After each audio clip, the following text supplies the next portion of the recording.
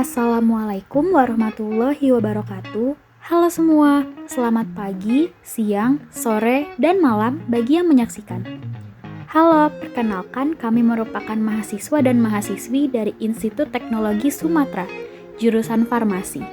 Kami adalah kelompok 2, dengan anggota Novi Andreani Safitri dan Zevanya Putri Samiadi, Diva Aulia Jamil, dan Maya Sofa Wijayanti, Aditya Mufi, dan Dinda Takia. Apa sih limbah rumah tangga itu? Limbah rumah tangga merupakan bahan buangan yang bersumber dari aktivitas manusia dalam kehidupan sehari-hari. Contoh dari limbah rumah tangga itu sendiri yang banyak kita temui seperti air pencucian pakaian, air sisa pencucian piring, asap, sampah sayuran, sampah plastik, dan masih banyak contoh dari limbah rumah tangga lainnya. Pembuangan limbah rumah tangga secara sembarangan tanpa ada proses pemilihan atau pengolahan terlebih dahulu dapat menyebabkan terjadinya pencemaran dan juga kerusakan lingkungan. Terdapat dampak limbah rumah tangga yang dirasakan masyarakat akibat pembuangan limbah secara sembarangan, seperti diare, penyakit kolera, cacingan, dan jamur.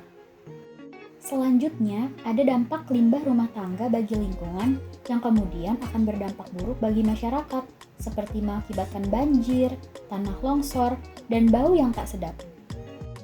Adapun dampak limbah rumah tangga bagi keadaan sosial dan ekonomi yang berakibat pada kesehatan dan menimbulkan berbagai penyakit yang kemudian berpengaruh pada tingginya biaya kesehatan. Apa sih yang melatar belakangi terjadinya penumpukan dari limbah rumah tangga ini? Jadi, seiring dengan berkembangnya zaman, produk Indonesia kian menunjukkan adanya peningkatan yang tinggi. Hal ini juga dapat berdampak dari peningkatan sampah itu sendiri.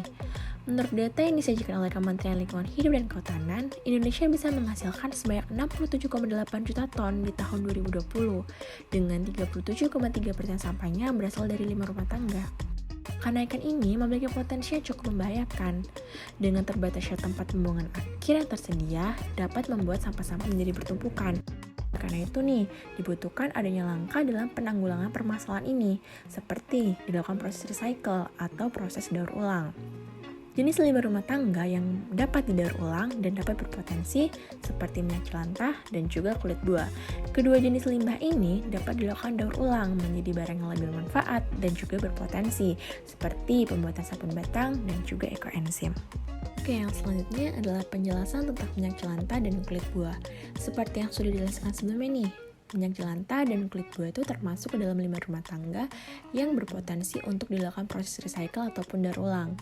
Minyak jelantah adalah minyak yang berasal dari sisa penggorengan, yang bisa berbahaya bagi kesehatan jika dikonsumsi maupun jika dibuang ke lingkungan. Sebenarnya, minyak jelantah tergolong kategori limbah B3 dan tidak termasuk sampah. Akan tetapi, minyak jelantah dianggap sebagai limbah. Tidak jauh berbeda dengan minyak jelantah, limbah kulit buah merupakan limbah dengan persentase terbesar dalam buangan limbah rumah tangga. Limbah ini termasuk ke dalam limbah organik sehingga mudah terurai. Limbah ini banyak digunakan dalam beberapa penelitian sebagai bahan dasar pembuatan pupuk organik. Sabun padat atau sabun batang merupakan salah satu bentuk sabun yang banyak digunakan dalam kehidupan sehari-hari. Sabun jenis ini mudah untuk dibuat dan biasanya tidak membutuhkan zat pengawet. Pembuatan sabun ini dibuat berdasarkan reaksi saponifikasi dari lemak padat dengan NaOH. Selanjutnya adalah ekoenzim yang merupakan produk cair ramah lingkungan yang mudah untuk dibuat. Ekoenzim adalah salah satu alternatif yang bernilai ekonomi tinggi dan bermanfaat. Dalam pembuatannya, biaya yang diperlukan tidak banyak dan proses yang ditempuh pun sangatlah sederhana. Pembuatan produk ini tidak memerlukan bak komposer dengan spesifikasi tertentu, melainkan hanya membutuhkan botol-botol atau jerigen bekas yang sudah tidak terpakai. Tahu nggak sih, ternyata sabun batang dapat dibuat dari limbah rumah tangga berupa minyak jelantah.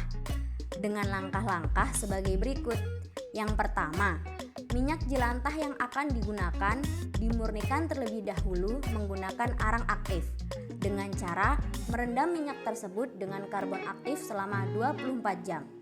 Hal ini dilakukan agar zat pewarna dan impurities lain dapat terserap. Minyak yang telah direndam kemudian disaring kembali menggunakan kain saring. Selanjutnya, dilakukan proses pembuatan sabun dengan mereaksikan air rebusan daun sirih dengan soda api yaitu dengan cara memasukkan soda api ke dalam air rebusan sirih. Minyak yang telah disaring kemudian dimasukkan sambil diaduk sampai trek, lalu dilakukan teknik pencetakan. Sabun yang sudah jadi dapat didiamkan kurang lebih 1 bulan untuk menunggu masa penguapan dari sabun tersebut. Kemudian, jika sudah melewati masa kuring selama 1 bulan, sabun dapat digunakan. Sedangkan ekoenzim dapat dibuat dari kulit buah dengan langkah-langkah sebagai berikut. Yang pertama, limbah kulit buah disiapkan. Tidak ada ketentuan khusus untuk kulit buah yang akan digunakan. Selain itu, disiapkan tempat penampung ekoenzim berupa botol bekas air minum kemasan. Kemudian dimasukkan air, limbah kulit buah, dan gula merah dengan perbandingan 10:1. Setelah semua bahan dimasukkan, wadah ditutup rapat dan didiamkan selama 3 bulan. Kemudian, tutup botol akan dibuka setiap hari selama 10 detik. Hal ini dilakukan untuk membuang gas karbon dioksida dan metana. Dari uraian di atas, ternyata terdapat manfaat dari pembuatan sabun batang dari minyak jelantah, yaitu salah satu agen pembersih terbaru yang sangat efektif dalam membersihkan noda-noda memandel pada pakaian. Akan tetapi, sabun ini tidak dapat menjadi sabun yang digunakan untuk mandi. Dan untuk ekoenzim, ternyata memiliki manfaat yang sangat luas, yaitu sebagai pupuk cair tanaman, campuran deterjen, pembersih lantai, pembersih sisa pestisida, pembersih kerak, dan dapat digunakan untuk SPA. Dan untuk ekoenzim dan sabun batang ternyata memiliki manfaat dalam bidang ekonomi sebagai peluang usaha baru yang dapat berkontribusi dalam mengolah limbah rumah tangga. Selain itu juga bermanfaat sebagai salah satu langkah mudah yang dapat dilakukan untuk melestarikan lingkungan. Dengan memanfaatkan limbah rumah tangga, diharapkan dapat mengurangi pencemaran lingkungan. Sekian presentasi dari kelompok 2. Terima kasih. Wassalamualaikum warahmatullahi wabarakatuh. Bye.